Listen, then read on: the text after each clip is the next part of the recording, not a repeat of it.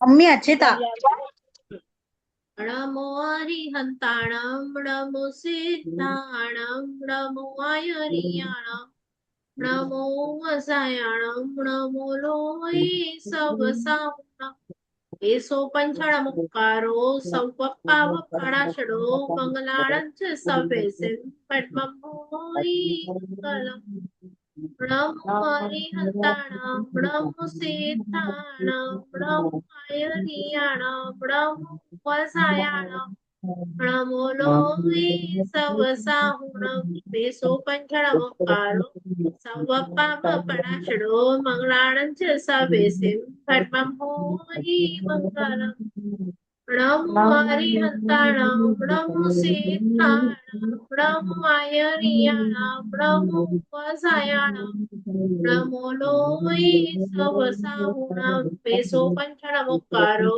સવપ્પાવ પણાશડો મંગલાણં ચ save sim પદ્મમ ભૂમિ મંગલમ અધોલોક ઉદ્વલોક તીર્છાલોક માં રહેલા દરેકે દરેક ત્રસ જીવ સ્થાવર જીવને સુખ મળે, શાંતા મળે, સમાધિ મરણ મળે, જલ્દી જલ્દી બધા જીવો મોક્ષે જાય એવી પ્રાર્થના. ચલો બધા શાંતામાં હસો. સૌથી પહેલા આપણે નમો અરિહંતાણમ અરિહંત ભગવાન વિશે શીખ્યા. અરિહંત ભગવાનના ગુણો કેટલા? 12. બરાબર. અરિહંત પ્રભુના અતિશય કેટલા? 34. અરિહંત પ્રભુની વાણીના ગુણ કેટલા? 35. અરિહંત પ્રભુના પ્રાતિહાર્યો કેટલા? 8. આપણે આ રીતે અરિહંત પ્રભુના કલ્યાણકો, પછી એમની આખી એમાં એ લોકોને શું બેનિફિટ હોય ન હોય બધું જોયું. એના પછી આપણે નમો સિદ્ધાણમ જોયું કે સિદ્ધ ભગવાન એટલે કોણ? તો કે જેના 8 ગુણ છે અને જેનો દેહ નથી, 8 કર્મને તોડી નાખ્યા છે, 8 ગુણોને પ્રાપ્ત કર્યા છે અને હમણાં સિદ્ધ શિલામાં વસે છે. એમની પાસે શરીર નથી અને એનો હવે ક્યારે પણ ફરીથી જન્મ થવાનો નથી. જન્મ નથી એટલે મરણ પણ નથી. એટલે એ લોકો કાયમી કાયમી કાયમી સુખી રહેવાના છે. કારણ કે એમના જેવું સુખ બીજા કોઈની પાસે નથી. કારણ કે બીજા બધા લોકો તો શું છે, હમણાં જન્મ લે છે એટલે એમનું મરણ પણ છે, બીમારી પણ છે, સ્વજનનો વિયોગ પણ છે. તો આ રીતે આપણે સિદ્ધ ભગવંત અને અરિહંત ભગવંત નો ડિફરન્સ જોયું કે અરિહંત પ્રભુને જ્યારે તમે યાદ કરો નમો અરિહંતાણમ, તો એક દેહ વાળી પ્રતિમા યાદ આવે. અને સિદ્ધ ભગવંતને યાદ કરો તો દેહ વિનાનો માત્ર આત્મા જે સિદ્ધ શિલામાં બિરાજમાન છે, એની પાસે શરીર નથી. તો એવું સ્વરૂપ આપણે યાદ કરવું જોઈએ. આ બંનેનો ડિફરન્સ બધાને ખ્યાલ આવ્યો? સિદ્ધ ભગવંતના આત્મામાં ગુણો અહીંયાથી જ હોય, દર્શન હોય, ગુણ હોય, જ્ઞાન હોય, ચારિત્ર હોય, બધું બધું બધું હોય, માત્ર શરીર ન હોય. એટલે આપણું આત્મામાં ગુણો રહી શકે અને એટલે જ આપણે ગુણો ઉપર મહેનત કરી અને એને વધારીએ છીએ. કારણ કે આપણે બધા આત્મા છીએ અને બીજા ભાવમાં આપણે આત્મા જ તરીકે જશું. આપણે આ શરીર નહીં લઈ જઈ શકીએ. બરોબર. હવે નમો અરિયંતાણમ, નમો સિદ્ધાણમ અને એના પછી આવે છે નમો આયરિયાણમ. આયરિયાણમ એટલે કે આચાર્ય ભગવંત. તો નમો છું આચાર્ય ભગવંતને. તો હવે મારો સવાલ એ છે કે આચાર્ય ભગવંતના ગુણો કેટલા? હું નમું છું. પહેલાના લાઈનમાં આપણે જોયા, બીજીની લાઈનના જોયા, હવે ત્રીજી લાઈનના ગુણો જોઈએ. કેટલા ગુણો આચાર્ય ભગવંતના? બોલો. 36. 36. બરાબર. એ 36 તમને મોઢે આવડે છે? બોલો. કોને આવડે છે? લાઈનમાં બોલતા જાઓ. પહેલો ગુણ કયો છે? બુકમાં નથી જોવાનું, બુક વગર.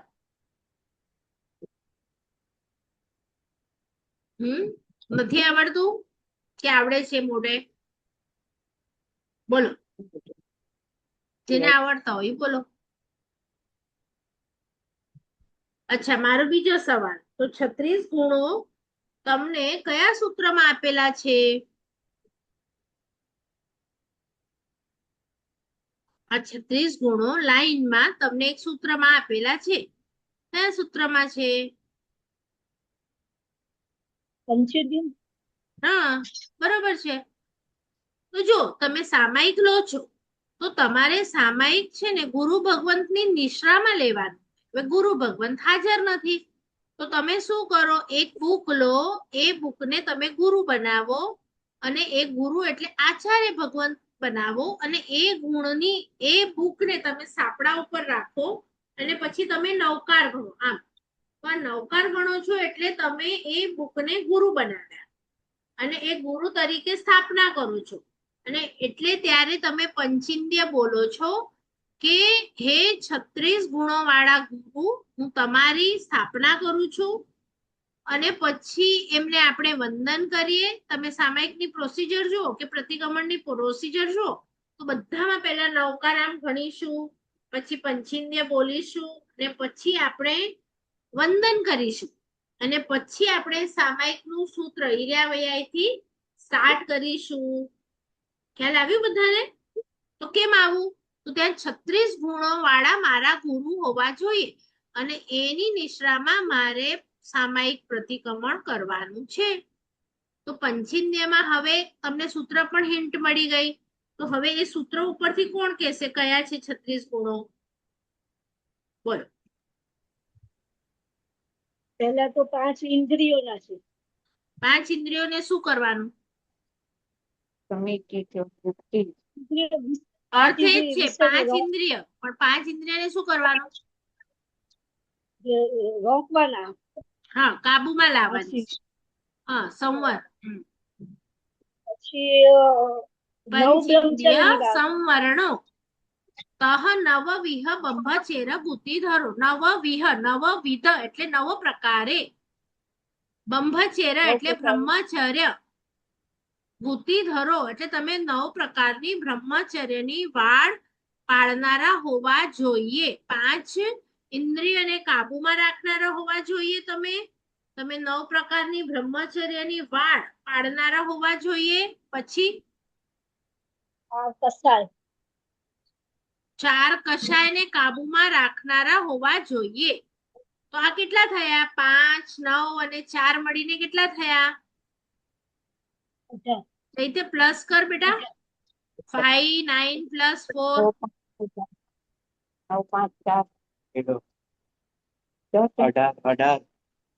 18 થયા. તો ગુરુના ગુણ તો 36 છે. તો હજી બીજા કયા છે? બીજી લાઈન પણ તમે બોલો છો ને, એમાં શું બોલો છો પછી?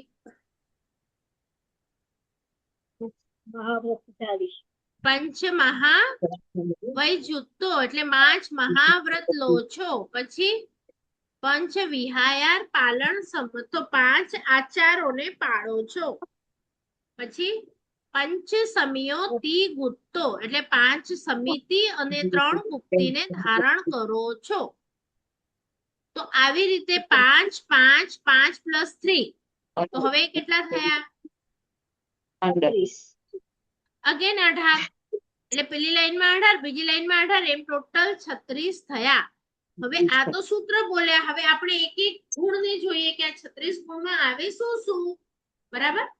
તો તમારી પાસે જો ત્રીજા કલરની બુક હોય તો એમાં આચાર્યના ગુણો છે અને ન હોય તો પણ આપણે એમ જ સમજી શકીએ કે શું છે. બરાબર? તો હા, 5 ઇન્દ્રિય. પહેલા આપણે 5 ઇન્દ્રિય જોઈએ. જો આપણી પહેલી ઇન્દ્રિય સ્પર્શનેન્દ્રિય, રસનેન્દ્રિય, ઘ્રાણેન્દ્રિય, ચક્ષુરેન્દ્રિય અને શ્રોતેન્દ્રિય. 5 સેન્સસ કે જેનાથી આપણને ખબર પડે. અહીંયા આપણને ખબર પડે સ્પર્શ કેવો છે, તો આ વસ્તુ બહુ સોફ્ટ છે, આ વસ્તુ બહુ રૂખી છે એમ. હવે ટેસ્ટ થી ખબર પડે આ વસ્તુ કેવી છે, તીખી છે, મીઠી છે, કડવી છે. આનાથી ખબર પડે કે કોઈ વસ્તુમાં સુગંધ છે, કોઈ વસ્તુમાં નથી, દુર્ગંધ છે. આંખથી ખબર પડે કે કાળો કલર છે, સફેદ કલર. મને તો છે ને બ્લેક કલર બહુ ગમે, મને વ્હાઈટ બહુ ગમે, મને રેડ બહુ ગમે. તો આ 5 કલર છે. અને કાન, એનાથી મને તો આવું જ મ્યુઝિક ગમે, આવું તો ગમે જ નહીં. તો એવી રીતે 5 ઇન્દ્રિયના 23 વિષય છે. તો એ ગુરુ ભગવાન છે, એમને આ 23 વિષયમાં બિલકુલ રસ ન હોય. કોઈ પણ કલર હોય એમને ચાલે, કોઈ પણ ટેસ્ટ હોય એમને ચાલે, કોઈ પણ સ્પર્શ હોય એમને ચાલે, એમને બધું ચાલે, બધું ફાવે, બધું ગમે. એમ નહીં કે આ ન ચાલે ને આ ચાલે, એવું ન હોય. એટલે 5 ઇન્દ્રિયના 23 વિષય ના આપણે ગુલામ છીએ કે મને આવું જ ખાવાનું ગમે, મને આવી જ સુગંધ ગમે, મને આવો જ કલર ગમે. આપણે એમના ગુલામ છીએ, પણ એ લોકો એના ગુલામ નથી. એ લોકો 5 ઇન્દ્રિય અને 23 વિષયને બરાબર પોતાના કબજા નીચે રાખે છે, એના વશમાં જતા નથી. બરાબર.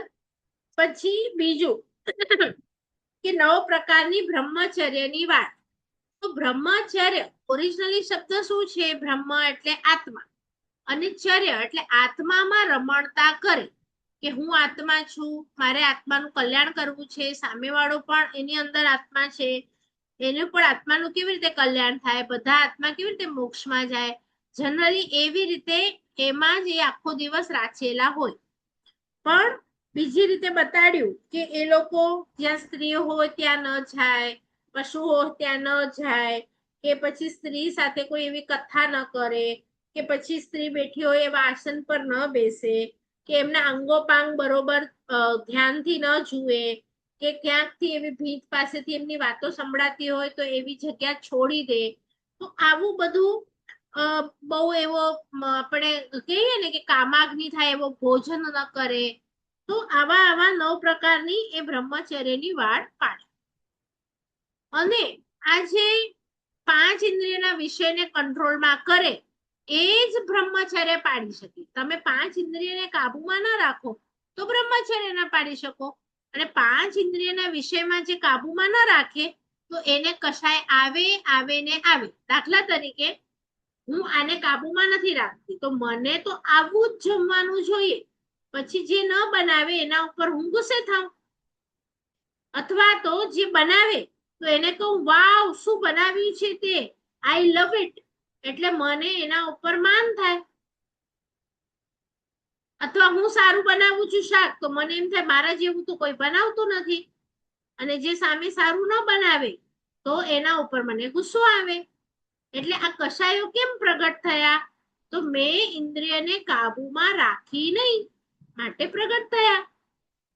તો જો તમને ક્રોધ, માન, માયા, લોભ આ બધું તમારે ઓછું કરવું હોય, એટલે કે કશાયો ઓછા કરવા હોય, એને પહેલા શું કરવું પડે?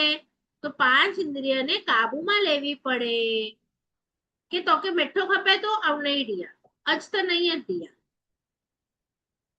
તો કે હી કલર ના હજી નહીં મળે, તો કે હી કલર જ હલાડું ખપતો. તો એમ કાબુમાં રાખો ને, તો પછી જે પણ તમને સાડી તમારા નસીબમાં આવી તો તમને કઈ ગુસ્સો આવી જ નહીં. જેવું જમવાનું આવ્યું હોય તમે ખાઈ લીધું, તમને ગુસ્સો આવી જ નહીં. બરાબર. અને તમે બ્રહ્મચર્યને વાડ પાડો, એટલે કે નહીં મારે મારા ભગવાન જે રીતે કહી ગયા છે એ રીતે મારે રહેવું છે, તો તમને કશાય આવે જ નહીં. તો આવા મારા ગુરુ હોવા જોઈએ. એટલે હું કોઈ ફોટો નથી મૂકતો પ્રતિક્રમણ કરતી વખતે કે અસી અચલ ગચ્છાયું, એટલે અચલ ગચ્છા જૈસા કે આચાર્ય ખપે. અહીંયા તો કઈ વાત કરી કે 36 ગુણો હોવા જોઈએ. અને મને નથી ખબર કોની અંદર છે, એટલે મેં બુકની સ્થાપના કરી છે. એટલે હું નથી બોલતી મારા ગચ્છના જ હોય, કોઈ પણ ગચ્છમાં હોય, અને કદાચ એવું થઈ શકે કે એમને હજી આચાર્યની પદવી ન મળી હોય, આપણે એમને ઓળખતા ન હોઈએ એમના ગુણોથી, પણ એમની અંદર આ 36 ગુણો હોય. અને એવું થઈ શકે કે આચાર્ય હોય ને 36 ગુણો ન પણ હોય. એટલે આપણા પ્રભુ હતા ને ત્યારે પ્રભુને બધી ખબર હોય, એટલે આપણે એ જૂના જે નામો છે ને એ આપણે બોલીએ છીએ આચાર્યમાં, પણ એના પછીની પાઠ પરંપરા આપણે બોલતા નથી, કારણ કે બધાની અંદર આવા ગુણો હોય ન હોય આપણને ખબર નથી. એટલે આપણે કોઈ વ્યક્તિને નથી જોવાના આ પદમાં, પણ આ એક પદ છે કે જેની અંદર 36 ગુણો હોય, એ બધા આ પદમાં આવી જાય. સમજ પડી? અને ઘણી વખત એમને દીક્ષા ન પણ થઈ હોય એવી આચાર્ય ભગવંતની, એવું પણ થઈ શકે, બરાબર? પણ મારે શું પ્રાર્થના કરવાની છે કે જે પણ 36 ગુણો વાળા હોય એવા બધા આચાર્યોને હું નમું છું. તો 36 માં આટલા ગુણો જોયા. હવે એને 5 મહાવ્રત લેવા હોવા જોઈએ. તમે કહો કે હું ગૃહસ્થ છું તો ન ચાલે. 5 મહાવ્રત એટલે કે આજીવન હું પ્રાણાતિપાત પાડીશ, નહીં કરું, મૃષા ખોટું નહીં બોલું, ચોરી નહીં કરું, મૈથુન નહીં સેવું, પરિગ્રહ નહીં રાખું, એવા એના ભાવ હોય. એટલે 5 મહાવ્રત ને પાડનારા હોવા જોઈએ. પછી 5 આચાર પાડનારા હોવા જોઈએ. જ્ઞાનાચાર, દર્શનાચાર, તપાચાર, વિર્યાચાર. એટલે શું કે હું પોતે પણ તપ કરીશ, બીજાને પણ કરાવીશ, હું પોતે બી જ્ઞાન ભણીશ, બીજાને બી ભણાવીશ. સંઘનું ઉદ્ધાર કેમ થાય, શ્રાવકનું કેમ થાય, શ્રાવિકાનું કેમ થાય, સાધુનું કેમ થાય, સાધ્વીનું કેમ થાય, આ બધું જોવાનું એમનું કર્તવ્ય હોય, બરાબર? તો આવું બધું હું કરીશ. અને પછી હવે આપણે મેઇન છે 5 સમિતિ અને 3 ગુપ્તિ. તો આ તો છે ને શ્રાવકને પણ પાડવાની હોય, પણ આપણને એ ખબર નથી હોતી એટલે આપણે પાડતા નથી. પણ અહીંયા સાધુ ભગવંતના ગુણોમાં છે કે એ 5 સમિતિ અને 3 ગુપ્તિને પાડનારા હોવા જોઈએ આચાર્ય ભગવંત. તો આપણે એ જોઈએ 5 સમિતિ એટલે શું અને 3 ગુપ્તિ એટલે શું. કોણ કહેશે? 5 સમિતિ એટલે શું અને 3 ગુપ્તિ એટલે? બોલો, સમિતિ અને ગુપ્તિનો ફરક શું?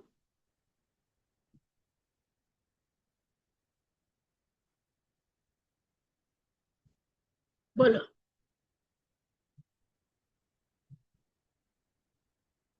ખ્યાલ આવે છે કોઈને? સમિતિ એટલે શું અને ગુપ્તિ એટલે શું? એ લોકોએ એક જ લાઈનમાં 8 વસ્તુ કેમ ના રાખી દીધી? બે અલગ અલગમાં કેમ ડિવાઈડ કરી? એકમાં 5 વસ્તુ મૂકીને એકમાં 3 વસ્તુ મૂકી.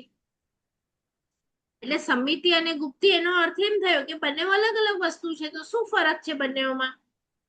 કારણ કે છે ને આપણે જયારે મારકની વિશે બોલીએ છીએ ને તો એમાં પણ આવે છે. જો મારકની વિશે જતા આવતા પૃથ્વીકાય, અપકાય, તેવકાય, વાવકાય, વનસ્પતિકાય, ત્રસકાય, નીલ, ફૂલ, માટી, પાણી, કણ, કપાસિયા, સ્ત્રી પુરુષાદિ ગણો સંકટ હોય. 5 સમિતિ 3 ગુપ્તિ, બરાબર? તો એ ત્યાં પણ આવે છે ને શ્રાવકને આ પાડવાની હોય છે 5 સમિતિ 3 ગુપ્તિ, પણ આપણને નામ જ ખબર ન હોય તો આપણે કેવી રીતે પાડીએ? બરાબર? એટલે 5 સમિતિ અને 3 ગુપ્તિ કોણ સમજાવશે મને? બોલ.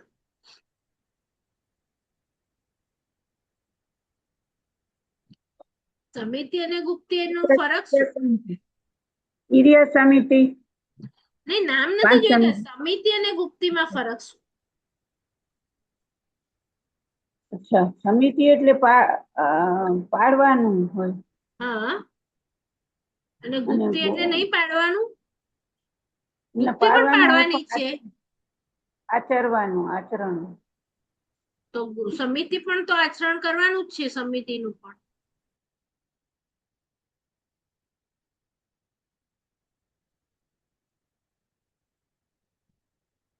બોલો. સમિતિ એટલે જે સારું છે એ કરવાનું છે અને ગુપ્તિ એટલે જે ખરાબ છે એ નથી કરવાનું. દાખલા તરીકે મન, વચન, કાયાથી હું કોઈનું ખરાબ નહીં કરું તો એ ગુપ્તિ છે. નહીં કરું કારણ કે ખરાબ છે ને એટલે નથી કરવાનું. અને જે સારું છે એ કરવાનું છે. તો શું કરવાનું છે? જો પેલી ઈર્યા સમિતિ એટલે શું કે હું નીચે જોઈને ચાલીશ તો ચાલવાનું છે. તો નીચે જોઈને ચાલીશ. નીચે કોઈ જીવતો નથી ને, કોઈ મરતું તો નથી ને, આપણે ફોન પર હોઈએ, વાતો કરતા કરતા ચાલીએ તો પ્રભુએ એવી રીતે ચાલવાની મનાઈ કરી છે. તમે એક જગ્યા પર ઉભા રહી જાઓ વાતો કરવી છે તો એને ઈર્યા સમિતિ કહેવાય. ઈર્યા એટલે શું? ચાલતી વખતે શું કરવું જોઈએ શ્રાવકે કે સાધુએ? તો ચાલતી વખતે તમારી નજર નીચે હોવી જોઈએ. તો તમે ઈર્યા સમિતિ પાડો ને તો પણ મોક્ષની નજીક જાઓ. કે તમે બીજા જીવોનો વિચાર કરો છો, તમે માત્ર પોતાનો વિચાર નથી કરતા કે મારી નીચે કોઈ જીવ મરતો તો નથી ને, એમ. એટલે ધ્યાનપૂર્વક જોઈને ચાલવું, બરાબર? પછી ભાષા સમિતિ તો આમાં તમારે સારું બોલવાનું છે. સારું બોલવાનું એટલે શું કે આખો દિવસ મને કે સારો લાગે એની જો એ સારા આવ્યો આજો ઘર સારો એવા વખાણ નથી કરવાના. એનું આત્માનું કલ્યાણ હોય એવું જ બોલવાનું છે, બાકી આખો દિવસ નથી બોલવાનું. તમારે થાય એટલું ઓછું બોલવાનું છે, થાય એટલું એના આત્માને લક્ષમાં હોય તો જ બોલવાનું છે. એટલે કે પ્રભુ છે ને મૌન નહીં હતા 12 વર્ષ, પણ પ્રભુને લાગે કે અહીંયા આત્માનું કલ્યાણ છે તો પ્રભુ બોલે, અને એ પણ એકદમ શોર્ટમાં, મોટું મોટું વ્યાખ્યાન ના આપે. ચંડઘોષાને કેટલું કીધું? બુજ બુજ, બસ 2 જ શબ્દ બોલ્યા કે તું બુજ, શાંત થા. તો કશાયોથી શાંત થાય એ સમજી ગયો, પાત્ર હતો એટલે. તો ઓછું બોલવું, આત્માને લક્ષ્ય. હવે લો બળદ કેટલી ગોવાળીઓ કેટલી વખત કહે છે મારા બળદ ક્યાં ગયા, મારા બળદ ક્યાં ગયા? તો એને પ્રભુ નથી કહેતા, કારણ કે એ જે પૂછે છે અને બળદને ગોતશે ને કામ કરાવશે, તો એ કઈ આત્માના કલ્યાણ માટે નથી. તો પ્રભુને તો ખબર હતી બળદ ક્યાં ગયા છે, પણ એ ત્યારે બોલ્યા જ નહીં.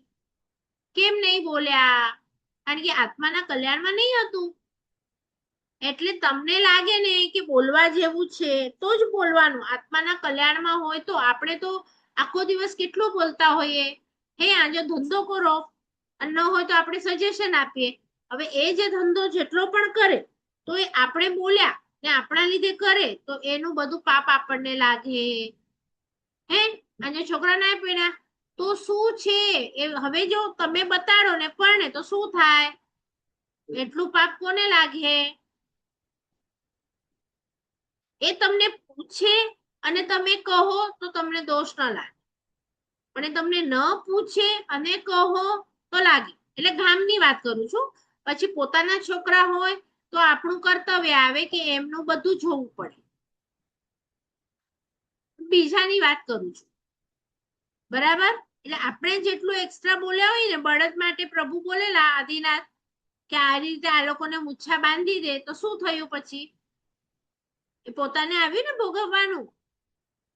તો આપણે કોઈકને કહીએ ને હલો શાક ગનેલા, અને ઈ જેટલો શાક ગને કોઈ એટલો દોષ પાંકે લગે નહીં. હલો મૂવીલા, તો હું જેટલો બી કહીએ પાંકે લગે. હા એ કે મારે આવવું છે, તમે જાઓ તો મને કહેજો, તો આપણને ન લાગે. પણ આપણે સામેથી દોઢ બનીએ તો આપણને લાગે. પણ હા તમે ધર્મમાં દોઢ બનો કે નહીં ક્લાસ જોઈન કરો તો શું થાય? એ હવે જેટલું પુણ્ય કરે તો એમાં પણ તમારો હિસ્સો આવી જાય. એટલે પાપ અને પુણ્ય સીધો હિસાબ છે. તમે પાપની પ્રેરણા કરો તો એવું થાય, પુણ્યની પ્રેરણા કરો તો એવું થાય. ખ્યાલ આવ્યો? એટલે તમે જે બોલો છો એના પર કર્મ બંધ છે, એટલે સમજી વિચારીને બોલો. ખ્યાલ આવ્યું બધાને? એટલે આપણે ભાષા સમિતિમાં મારે ઓછું બોલવાનું છે, આત્માના કલ્યાણનું હોય એવું બોલવાનું છે, અને એનો લાભ હોય, મારો લાભ હોય, કોઈને નુકસાન ન થાય. દાખલા તરીકે કોઈ શિકારી હોય, આપણને પૂછે કે ઓલો હરણ ક્યાં ગયો, તો આપણને એમ લાગે હું તો જૈન છું, ખોટું તો બોલું નહીં, તો મારે તો બતાવી દેવું જોઈએ કે આમ ગયો હરણ. તો શું થાય? આમ બતાવીએ ને તો આપણને ખોટું બોલ્યાનો પાપ લાગે. કેમ ખોટું બોલ્યાનો લાગે? તમે તો સાચું બોલ્યા છો. પણ શાસ્ત્ર શું કે છે? એનાથી જો હરણ પણ મરી જશે, તમે સાચી દિશા બતાડી. પછી શિકારીને પણ પાપ લાગશે, એ મારશે તો, એટલે તમને પણ પાપ લાગશે. એટલે ત્રણેયને પાપ લાગે. તો આવું તમારે હોય તો બોલવું એવું જરૂર નથી. જૈન દર્શન એમ કે છે ખોટું નહીં બોલો, તો ત્યાં બોલવાની જ મનાઈ કરે છે કે તમે ચૂપ રહો, એના કરતા મૌન રહો. પ્રભુ કેટલી વખત મૌન રહ્યા છે? બધા કષ્ટ કરે છે ત્યારે પ્રભુ બોલે છે કે મૌન રહે છે? તો આપણને એ શીખવાનું છે કે મારે બધા પૂછે એકદમ જરૂરી હોય તો જ બોલવાનું, બરાબર? તો આ તમે ભાષા સમિતિ પાડી. નિર્વધ્ય વચન બોલવાના. દાખલા તરીકે હું કહું આ લઈ આવો તો, ગરમ પાણી કરો તો કરો, એટલે ગરમ પાણી થાય એમાં મારી હિંસા આવી ગઈ, બરાબર? એટલે બોલતી વખતે તમે શું બોલો છો? શ્રાવક સચ્ચિત પાણી વાપરે નહીં એમ શાસ્ત્રમાં લખ્યું છે. હવે એનો અર્થ તમે એવો કરો કે શ્રાવક અચિત પાણી વાપરે, તો અચિત કરવા માટે તો મને ઉકાળવું પડશે. તો એવું શાસ્ત્રમાં નથી લખ્યું. તો એનો એવો પણ તો મતલબ થાય કે તમે સચ્ચિત ના વાપરો તો તમે તરસ્યા રહો, અથવા તો પાણી નહીં વાપરો, આજે ચોવિયારો ઉપવાસ કરો. તો એવો પણ તો મીનિંગ થઈ શકે છે. પણ તમે તમારી બુદ્ધિ લગાડો, બીજાને શીખવાડો, તો એવું લખેલું નથી શાસ્ત્રમાં. એટલે ઈ સાવધ્ય વચન, વધ વાળું વચન થઈ ગયું. બરાબર? વધ વાળા વચન સમજો. ઈ ઘણીયસ્ત તો એ તમને એનાથી જો કઈક હિંસા થવાની હોય તો એ તમને દોષ લાગે ને લાગે. ચલો, એષણા સમિતિ એટલે ખાવા બાબતની. તો તમારે કેવું આચાર્ય છે તો એ કેવું વાપરશે હમણાં, અને શ્રાવક શ્રાવિકા છે તો એ કેવું વાપરશે. તો બધા માટે રૂલ અલગ અલગ હોય. જો તમે બહુ બધું સ્વાધ્યાય કરતા હો ને તો તમને ઘણી વખત ઘી વાળો શીરો ખાવો પડે, કારણ કે તમારું મગજ ના ચાલે. ભણો તો વૈયાવચ કરો તો પણ વ્યવસ્થિત ખાવું પડે. પણ જો સ્વાધ્યાય નથી કરતા, વૈયાવચ નથી કરતા, તો પછી તમારે તમારી શરીરની શા માટે એટલી સંભાળ રાખવાની છે? તમારે મોટા મોટા તપ કરવાના. એટલે બધા માટે અલગ અલગ આવે. જો તમારા ઘરમાં તમારે 5-6 જણાની સંભાળ રાખવી છે તો પછી તમે માંસ ખમણ કરો તો ન ચાલે. તમે કેવી રીતે બધાની સંભાળ લો? અને જો એવું કઈ નથી તો તમે તપ પણ કરી શકો છો. એટલે બધા માટે રૂલ અલગ અલગ આવે કે તમારે શું ખાવું જોઈએ, શું ન ખાવું જોઈએ. એવા ગુરુ ભગવંત હોય કે એમના યોગ ચાલુ હોય, એવું ભણતા હોય તો એમને શીરો ખાવો પડે બદામનો. એવા પણ હોય કે તેમને આંબીલ પણ કરવું પડે. તો એ તો એમના ગુરુ ડિસાઈડ કરે કે કોણ શું ખાશે નહીં ખાશે. આપણે પણ એવું જ હોય. બાળક ભણતા હોય ત્યારે આપણે વધુ આપીએ, મોટા મોટા થાય તેમ તેમ ઓછો થતો જાય ખોરાક. બરાબર ને? એટલે શું ખાવું, પ્રભુએ હમણાં શું ના પાડી છે કે લીલી ભાજીઓ નહીં ખાવાની, ડ્રાય ફ્રૂટ્સ નહીં ખાવાના. તો એ પ્રમાણેનો આહાર કરો તો તમે એષણા સમિતિ પાડો છો. તમે બરફ ન ખાઓ, તમે ઠંડુ ન ખાઓ. પ્રભુએ જે ના પાડી છે, અભક્ષ્ય છે, અનંતકાય છે, તો તમે એષણા સમિતિ પાડી એમ કહેવાય. અને સાધુ એ પણ પાડવાની છે, શ્રાવકો એ પણ પાડવાની છે. બરાબર? ચલો, મીટિંગ પૂરી થવા જાય છે. 10 મિનિટ પછી આપણે ફરીથી મળીશું. આટલા સુધી કોઈને નહીં સમજાયા કે ગુરુ ભગવંતના 36 ગુણોમાં આપણે 5 સમિતિ સુધી આવ્યા, કોઈ વસ્તુ ન સમજાય તો પૂછો. ખ્યાલ આવે બધા ગુણો? ચલો, આપણને તો એક જ 36 ખબર છે, આ જે આમાં આવે છે પંચિન્દ્રિયમાં. પણ એવી 36 છે આચાર્ય ભગવંતોની. એટલે 36 અલગ અલગ ગુણો છે. એવા આગમોમાં આપણને આપેલા છે. તો એ તમે ટોટલ કરો કેટલા ગુણો હોવા જોઈએ આચાર્ય ભગવંતમાં. આ તો આપણે ખાલી 36 જોઈએ છે, પણ અલગ અલગ 36 વખત છે આપેલા. બરાબર? ચલો, ફરીથી આ 5 સમિતિ ને 3 ગુપ્તીને જોઈએ આપણે બીજા ક્લાસ.